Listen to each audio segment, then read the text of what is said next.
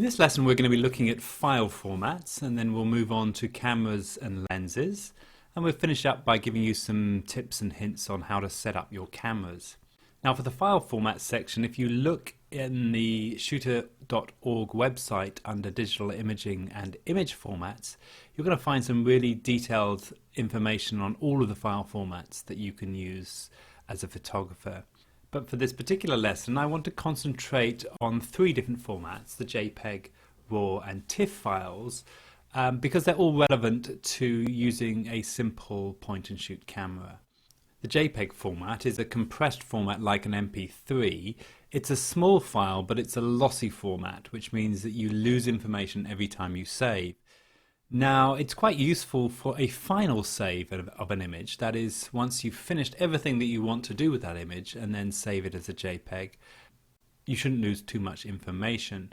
However, if you save an image and then work on it and then save it again, every time you save it, you're going to lose something. So it's better to try and choose one of the other formats. Now, the RAW format is an uncompressed, non-processed image file. It's also known as a digital negative, and it has common file extensions like CR2 for Canon, NEF for Nikon, ORF for Olympus, RW2 for Panasonic, and SR2 for Sony. Now, the RAW file is the best image format that you can shoot on, but it does require some special software to access it, and you should always check that you can open a RAW format file on your computer and you can work with it before you set your camera to it, because it does sometimes need special software which you may not have. It also produces quite a large file, and therefore you should be aware that you need a little bit more disk space to work with RAW files, but it is the best and it is the one that I'm going to recommend.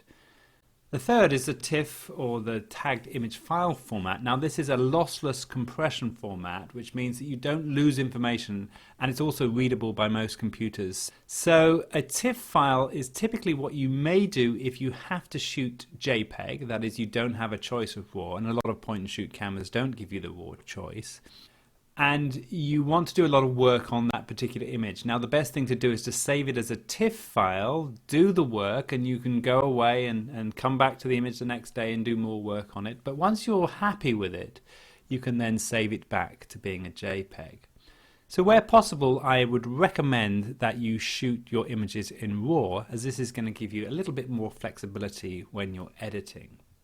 Now, for cameras and lenses, there are a variety of different cameras available. Most mobile phones these days have cameras on them, and you also have point-and-shoot cameras, the little cameras that you can easily put in your pocket, and then there are DSLRs. Now there's an old adage that goes, the best camera is the one that you have with you at any particular time. And hopefully during this course you're going to learn quite a lot that's going to improve your photography without having to change your camera or upgrade it to something more expensive. Now the DSLR cameras are widely regarded as professional cameras for photographers, and they come with a variety of lenses. Now SLR stands for single lens reflex, and the D has been added on to denote digital. Prime lenses are fixed focal lengths, which means they can't be changed, and if you want to zoom you have to do that with your feet. That is, you have to walk closer or further away from the subject that you're photographing. Zoom lenses vary your focal length by twisting the lens, and they come with wide angles, that's 12 to 24 for example, that makes good for establishing shots. Mid-range zooms is 24 to 70, now that's the normal focal length and the main zoom lens that I would use when I'm out shooting, sometimes only taking that lens for weeks at a time. And finally the telephoto zoom, the 70 to 200 for example, which gives you a long lens which can be used for sports and wildlife and picking up subjects that are a long distance away from you. Now there's also a difference between a digital and an optical zoom. They're not the same thing. You need to avoid using a digital zoom if your camera has it. In fact, I would advise you to turn off your digital zoom because it reduces the quality. It simply doesn't zoom, it just zooms in on the picture that you already have, which you can do in Photoshop or later when you're editing your pictures anyway. Now in the last part of this lesson I want to talk a little bit about setting up your cameras, and I'm going to go through some basic settings that are normally available on most point-and-shoot cameras. The first is setting your ISO to auto.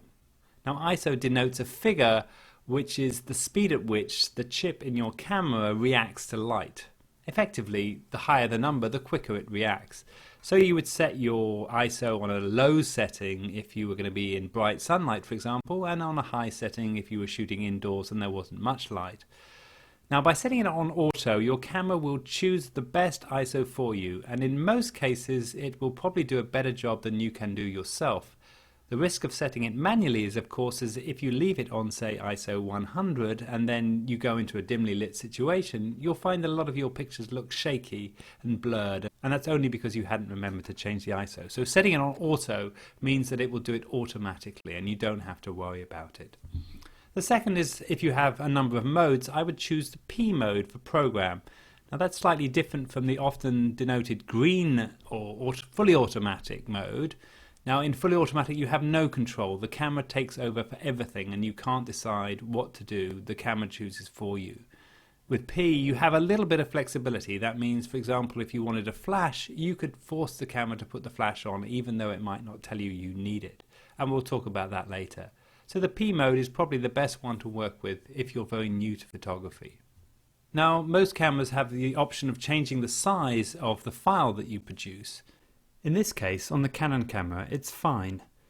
Now with the highest setting, you're not going to get as many pictures on the card as you would do with a lower setting, but you're always going to have the best quality image to start with, and that's really what we want when we're dealing with professional photography. And finally, if you have an option, I would advise you to turn on the grid. Grid lines put lines on the back of your camera display when composing images, but it doesn't put lines onto the final images. The grid lines are useful for straightening the horizons and also for doing some more advanced compositions that we'll talk about later in the course. Okay, that's it for setting up. We now need to talk about taking better pictures.